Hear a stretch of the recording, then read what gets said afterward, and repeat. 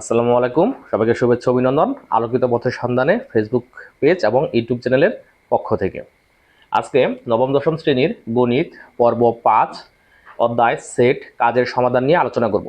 এটা হচ্ছে স্টেপ 2 সমাধান। এর আগের ভিডিওতে আমরা স্টেপ 1 সমাধান নিয়ে আলোচনা করছি। আমাদের মূল বিষয় হচ্ছে সসীম ও অসীম সেট নির্ণয় করো। আসলে আমরা কিভাবে সসীম এবং অসীম সেট নির্ণয় করব সেটাই দেখব। তার আগে জানতে হবে যে সসীম সেট কাকে বলে, অর্থাৎ যে সকল সেটের উপাদান গণনা করা যায় তাকেই সসীম সেট বলে, আর যে সকল সেটের উপাদান গণনা করা যায় না তাকেই অসীম সেট বলে। সিম্পল। এখন প্রথমে যে ক নম্বর প্রশ্নটা যে দেওয়া আছে যে 3, 5, 7, অর্থাৎ ক সেটের উপাদানগুলো দেওয়া আছে 3, 5, 7। তাহলে এই 3, 5, 7 এগুলো কি গণনা করা যায়? কারণ 7-এর বাইরে তো আর কোনো উপাদান নেই, তাহলে এটা হচ্ছে সসীম সেট। তারপর খ নম্বর প্রশ্ন 1, 2 to the power 2 dot dot dot dot dot to the power 10 পর্যন্ত এখানে উপাদানগুলো দেওয়া আছে। তার মানে কি, এটা যদি আমরা একটু দেখি এটা সসীম নাকি অসীম সেট। তাহলে এখানে 1 গণনা করা যায়, 2 গণনা করা যায়, টু দি পাওয়ার 2 মানে কত হবে? টু দি পাওয়ার 2, তারপরে কত হবে? টু দি পাওয়ার 3 হবে, তারপরে টু দি পাওয়ার 4 হবে, টু দি পাওয়ার 5 হবে, এইভাবে আমাদের টু দি পাওয়ার 10 পর্যন্ত হবে। তার মানে কি আমরা 10 পর্যন্ত, তার বাইরে নাই, এটা হচ্ছে একটা নির্দিষ্ট করা, অর্থাৎ এই সেটের উপাদানগুলো গণনা করতে পারবো। তাহলে এটা কি সেট? এটা হচ্ছে সসীম সেট। এরপর আমরা পরেরটা দেখব, যে পরেরটা কি গ নম্বর। দেখো গ নম্বর, এই সেটের যে উপাদানগুলো দেওয়া আছে 3 দেওয়া আছে, 3 স্কোয়ার দেওয়া আছে, 3 টু দি পাওয়ার 3 দেওয়া আছে, ডট ডট ডট। এরপরে আর কোনো সংখ্যা দেওয়া নাই। তার মানে কি এইভাবে আরো অনেক সংখ্যা আছে, ডট ডট ডট মানে কি এরপরে আরো অনেক সংখ্যা আছে। তার মানে এই সেটের উপাদানগুলো আমরা গণনা করতে পারবো না। অসীম কি পরিমাণ আছে তা আমরা নিজেরাও জানি না, এটা হচ্ছে অসীম সেট। তারপরে ঘ নম্বর, এটা খুবই কমন, আমি স্টার মার্ক দিয়ে রাখছি। স্টার মার্কগুলো হচ্ছে কমন বেশি। যেখানে বলছে যে এক্স যেন এক্স পূর্ণ সংখ্যা এবং এক্স লেস দেন 4, অর্থাৎ যে এক্স এর উপাদানগুলো হবে এমন পূর্ণ সংখ্যা যেগুলো 4-এর চেয়ে ছোট হয়। এখন পূর্ণ সংখ্যা কোনগুলো আমাদের জানতে হবে। পূর্ণ সংখ্যাগুলো হচ্ছে শূন্য। আমরা জানি যে শূন্য সহ সকল ধনাত্মক এবং ঋণাত্মক সংখ্যাগুলাই হচ্ছে পূর্ণ সংখ্যা। এখানে যে ধনাত্মক সংখ্যাগুলা যদি 1, এই সেটের উপাদানগুলো 1 হবে, 2 হবে, 3 হবে, কারণ 1, 2, 3 শূন্য হবে, কারণ 0, 1, 2, 3 4-এর চেয়ে ছোট। কিন্তু ঋণাত্মক যে পূর্ণ সংখ্যাগুলো আছে, অর্থাৎ -1 আছে, -2 আছে, -3 আছে, -4 আছে, এরকম অসংখ্য ঋণাত্মক সংখ্যা আছে যা 4-এর চেয়ে কি ছোট।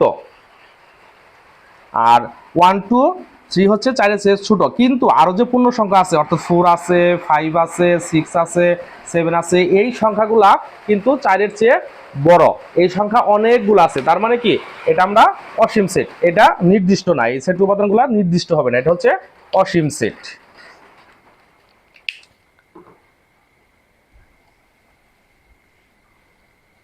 তারপর আছে যে ওই নম্বর, এটা স্টার চিহ্ন, এটাও অনেক গুরুত্বপূর্ণ, কমন, যে পি বাই কিউ যেন পি ও কিউ পরস্পর সহমৌলিক এবং কিউ গ্রেটার দেন 1। এটা একটু ফলো করো, খুবই গুরুত্বপূর্ণ একটা বিষয়, যে পি বাই কিউ যেন পি ও কিউ পরস্পর সহমৌলিক এবং কিউ গ্রেটার দেন 1।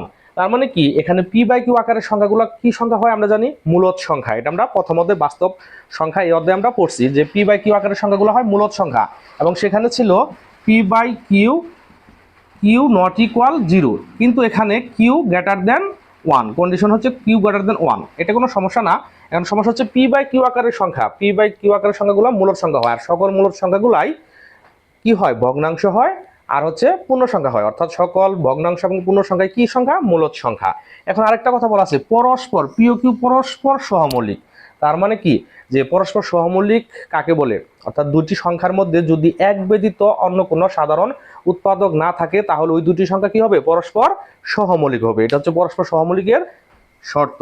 তার মানে কি আমরা এখন ধরে নেই পি একটি সংখ্যা, ধরে নিলাম পি ইকুয়াল হচ্ছে 2, আর কিউ ইকুয়াল, অর্থাৎ পি ইকুয়াল 2 হবে, কিউ ইকুয়াল 1-এর চেয়ে বড় হতে হবে।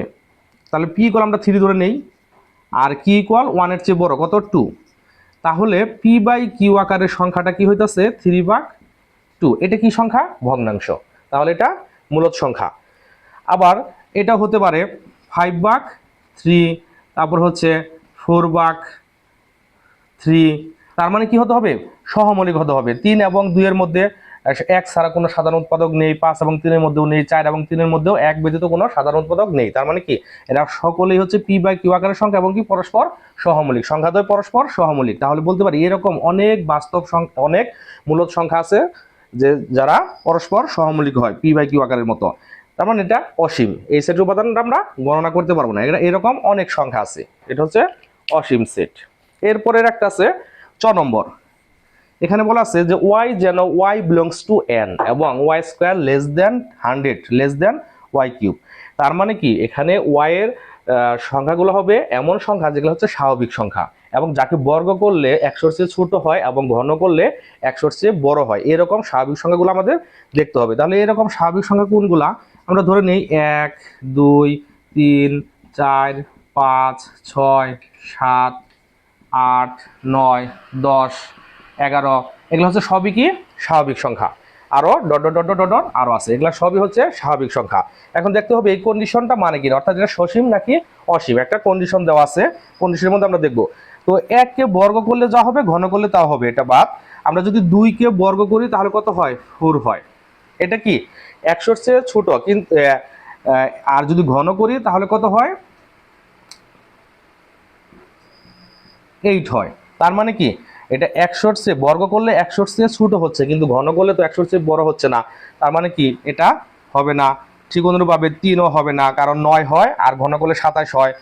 4ও হবে না, 4 কে বর্গ করলে 16 হবে আর ঘন করলে 64 হবে, এটাও হবে না। আমরা যদি 5 কে বর্গ করি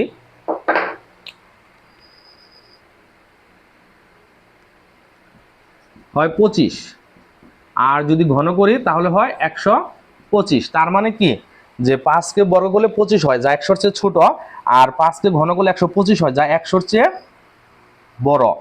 তাহলে এটা আমরা নিতে পারবো।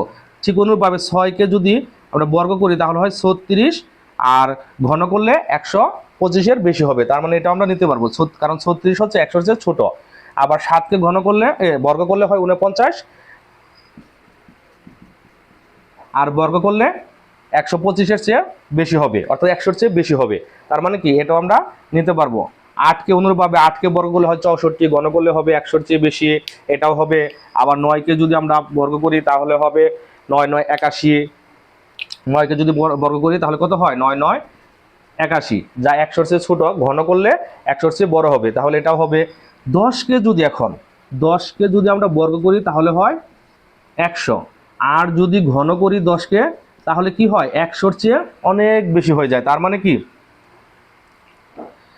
এখন 100 চেয়ে বেশি হয়, বেশিটা শর্ত মানে, কিন্তু এখানে তো লেস দেন, দেখো খেয়াল করে এখানে লেস দেন ইকুয়াল নাই। তার মানে কি আমরা এটা নিতে পারবো না। যদি এখানে লেস দেন ইকুয়াল থাকতো তাহলে 100 সমান আমরা নিতে পারতাম বর্গ করলে, যেহেতু লেস দেন ইকুয়াল নাই তাহলে আমরা এটা নিতে পারবো না। তার মানে কি এটা কাটা।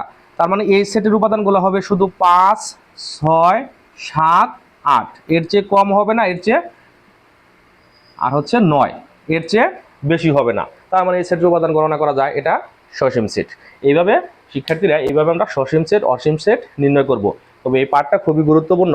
তো আরেকটা বিষয় হচ্ছে আমাদের ফেসবুক পেজে সেট অধ্যায়ের গুরুত্বপূর্ণ কিছু ভিডিও আপলোড করা হবে, আর সকল ভিডিও আপলোড করা হবে আমাদের ইউটিউব চ্যানেলের আমার প্লে লিস্টের সকল ভিডিওগুলো পার্ট বাই পার্ট তোমরা পাবা। সবাইকে ধন্যবাদ।